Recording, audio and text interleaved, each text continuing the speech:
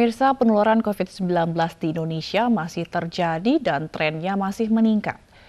Berdasarkan data Kementerian Kesehatan, jumlah pasien positif corona di Indonesia bertambah 275 orang sehingga total menjadi 8.882 orang. Sementara itu, 743 diantaranya meninggal dunia dan 1.107 orang dinyatakan sembuh.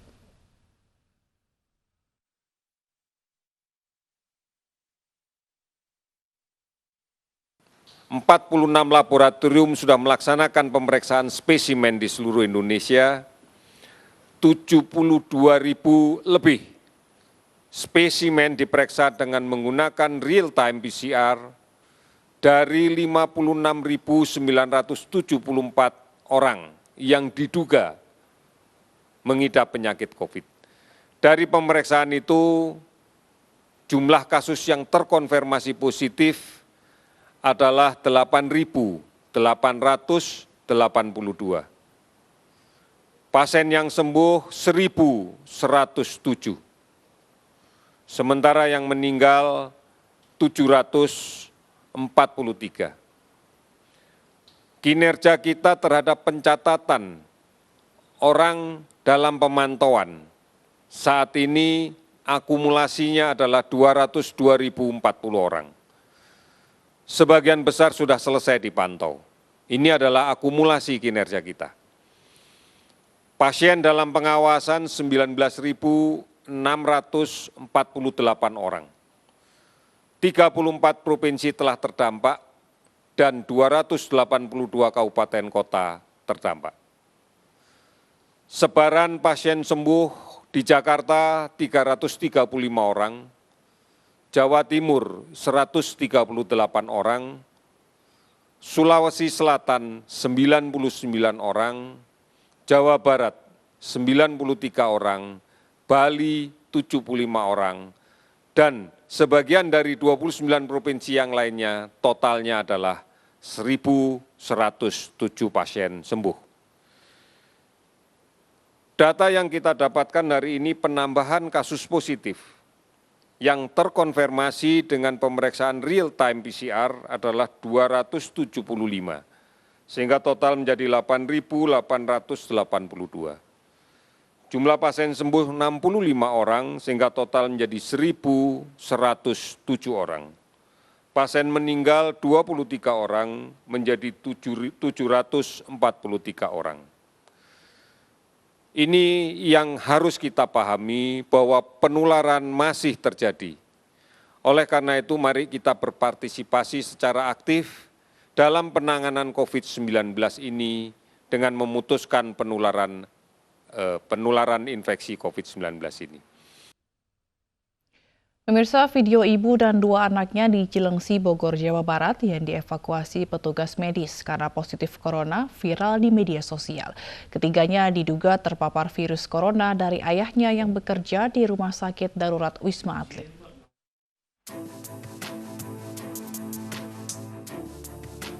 Ibu dan dua anaknya yang tinggal di Cilengsi, Bogor, Jawa Barat ini sedang dievakuasi petugas medis karena positif terinfeksi virus corona. Kedua anaknya masih berusia 4 dan 8 tahun ini dijemput menggunakan mobil ambulans menuju ke Rumah Sakit Darurat Wisma Atlet Kemayoran, Jakarta untuk dirawat dan dikarantina. Mereka diduga tertular COVID-19 dari ayahnya yang diketahui bekerja sebagai teknisi di Wisma Atlet. Baju kerja sang ayah diduga menjadi media penularan virus corona kepada anak dan istrinya.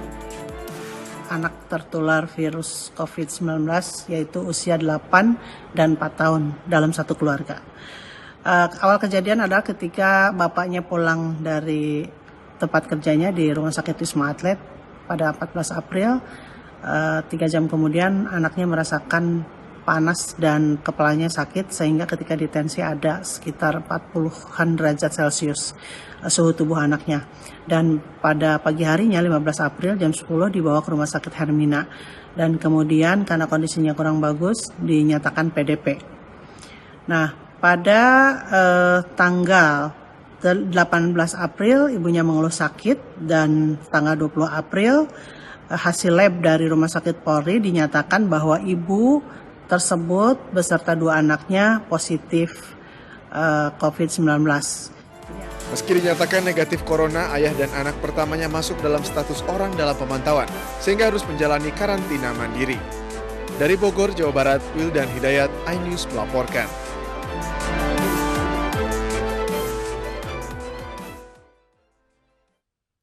Pemirsa, dunia medis kembali berduka. Reno Tripalupi, seorang perawat di RSUD Pasar Rebo, Jakarta, meninggal dunia. Kepergian jenazah Reno pun diiringi penghormatan terakhir dari rekan-rekannya.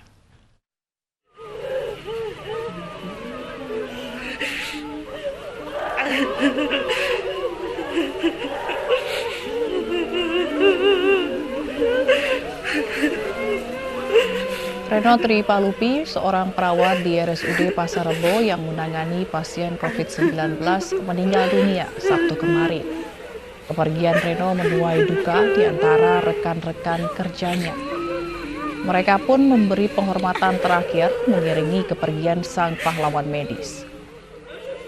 Suasana ini terekam dalam sebuah video berdurasi 1 menit 33 detik. Reno menjadi korban ke-17 dari kalangan perawat yang meninggal dunia karena COVID-19. Sebelum meninggal, Reno diketahui berstatus pasien dalam pengawasan.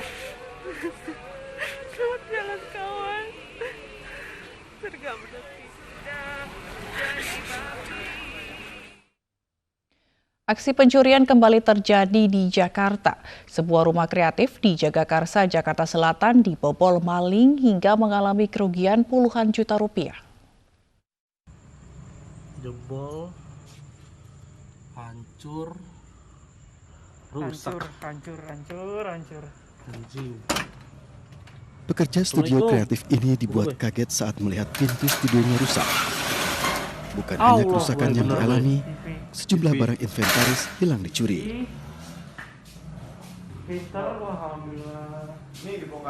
Peristiwa pencurian ini terjadi saat di malam hari di Jalan Jagakarsa 2, Jakarta Selatan, saat pemilik studio tengah bekerja dari rumah. Saya diberi laporan kalau ini kemalingan, kemasukan orang gitu. Cuman kejadian persisnya tidak diketahui, saya pun nggak tahu. Itu yang hilang. Menurut mereka TV yang di dinding, mungkin ya yang lainnya saya nggak tahu ya. Ada komputer macam-macam karena studio untuk editing acara-acara ini. Setelah peristiwa pencurian ini, petugas kepolisian sempat tiba untuk mengecek lokasi. Bahwasanya yang hilang itu adalah sebuah TV, tapi kita masih mengecek kebenarannya dan masih minta konfirmasi dari pemiliknya yang sampai sekarang ini belum bisa kami hubungi.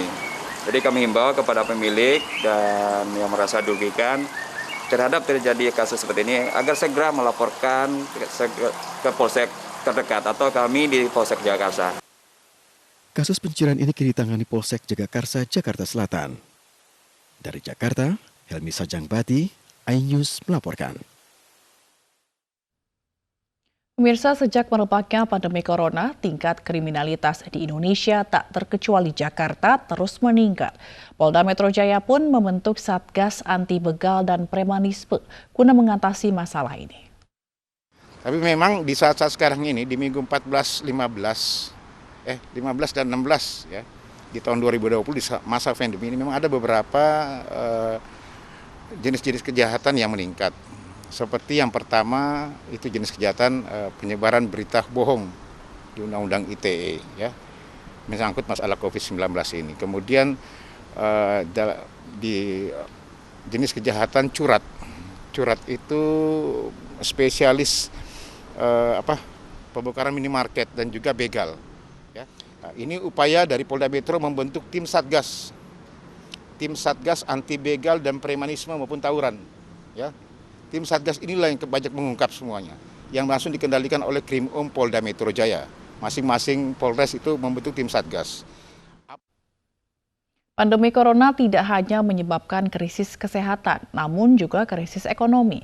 Akibatnya banyak napi yang tengah menjalani asimilasi kesulitan mencari pekerjaan dan kembali melancarkan aksi kriminalnya.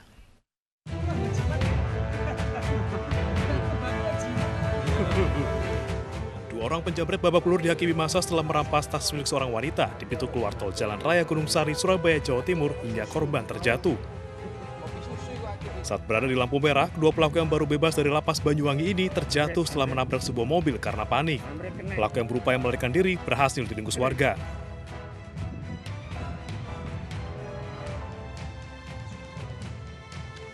Seorang mantan narapidana yang baru saja dibebaskan karena kebijakan asimilasi akibat corona babak belur dihajar massa.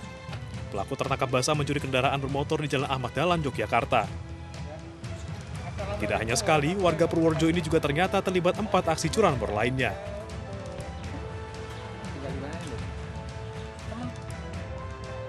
Di Palembang, Sumatera Selatan, 1 dari 3 pelaku begal diamuk massa saat tertangkap mencuri motor milik seorang ibu rumah tangga. Polisi yang tiba pun langsung mengevakuasi pelaku ke Polsek Ilir Timur 2 Palembang. Pelaku dan 2 rekan yang kabur memanfaatkan kondisi sepi di Jalan Dr. M. Isa, Kelurahan Kuto Ilir Timur 2 Palembang. Pelaku mengaku nekat ingin mencuri motor korban karena kehilangan pekerjaan selama pandemi COVID-19. Beruntung korban dan motornya berhasil diselamatkan. Sementara 2 pelaku begal lainnya masih dikejar polisi. Aksi kejahatan di masa pandemi corona diprediksi akan terus bertambah. Data dari Mabes Polri menunjukkan angka kriminalitas bulan Februari dan Maret meningkat hampir 20%.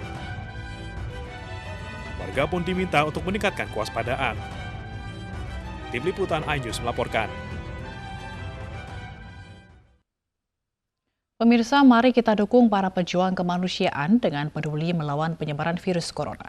Bantuan bisa disalurkan melalui rekening Yayasan Jalinan Kasih. Ibu sedang susah merintih dan berdoa.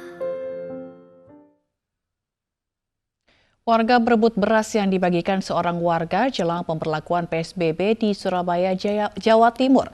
Selengkapnya sesaat lagi, tetaplah bersama iNews Malam.